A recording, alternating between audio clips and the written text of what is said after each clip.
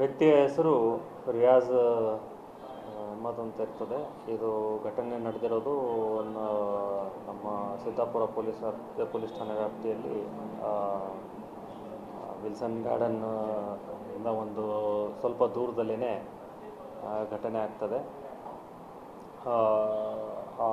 ಆಯುಧಕ್ಕೆ ಸಂಬಂಧಪಟ್ಟ ಹಾಗೆ ಆಯುಧ ಒಂದು ಲೈಸೆನ್ಸ್ಡ್ ವೆಪನ್ ಇರ್ತದೆ ಹಾಗೂ ಆ ವ್ಯಕ್ತಿ ಮೇಲೆ ಈ ಮುಂಚೆ ಹಲ್ಲೆ ಆಗಿರೋ ಕಾರಣ ಮತ್ತೊಮ್ಮೆ ಹಲ್ಲೆ ಆಗುವ ಸಾಧ್ಯತೆ ಇರೋದರಿಂದ ಅವರಿಗೆ ಎಕ್ಸೆಂಪ್ಷನ್ ನೀಡಲಾಗಿದೆ.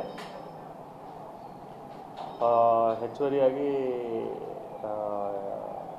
ಭದ್ರತೆಗೆ ಸಂಬಂಧಪಟ್ಟ ಹಾಗೆ ಆದ ಇದ್ರ ಬಗ್ಗೆ ಹಾಗೂ ಎಲ್ಲ ಆಯಾಮಗಳಲ್ಲಿ ಹೆಚ್ಚಿನ ಒಂದು ಎನ್ಕ್ವೈರಿ ಅಡಿಷನಲ್ CP ವೆಸ್ಟ್ ಸರ್ರಿಂದ ನಡೀತಾ ಇದೆ.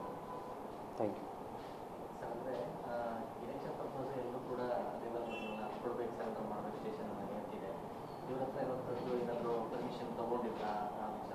ಈಗ ಹೇಳಿದ್ನಲ್ಲ, very clearly I have told ಅಲ್ಲ.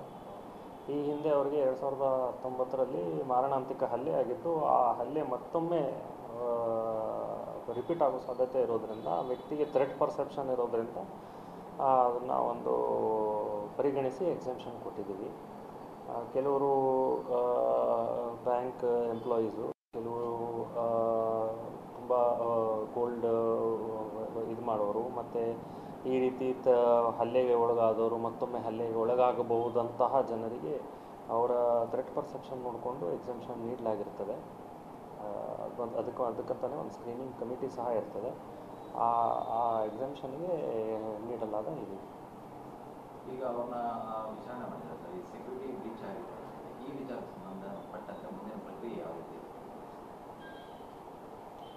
ಆಲ್ರೆಡಿ ಹೇಳಿದ ಹಾಗೆ ಅಡಿಷನಲ್ CP ವೆಸ್ಟ್ ಅವರಿಂದ ಹೆಚ್ಚು ಎಲ್ಲ ಆಯಾಮಗಳಲ್ಲಿ ವಿಚಾರಣೆ ಮುಂದುವರೆದಿದೆ. ಭದ್ರತಾ ಲೋಪ್ಗೆ ಸಂಬಂಧಪಟ್ಟಿರ್ಬೋದು ಅಥವಾ ಅವರು ಹೇಗೆ ಬಂದರು ಅನ್ನೋದಕ್ಕೆ ಸಂಬಂಧಪಟ್ಟಿರ್ಬೋದು, ಎಲ್ಲ ಆಯಾಮಗಳಲ್ಲಿ ಎನ್ಕ್ವೈರಿ ಮುಂದುವರೆದಿದೆ. ಈಗ ವಿಚಾರಣೆ ಮಾಡಿದರೆ ಆತ ಹೇಳಿದಂಥ ಸ್ಟೇಟ್ಮೆಂಟ್ ಏನಿತ್ತು ಅದನ್ನು ಹೇಳೋಕ್ಕಾಗಲ್ವಲ್ಲ ನಿಮಗೆ.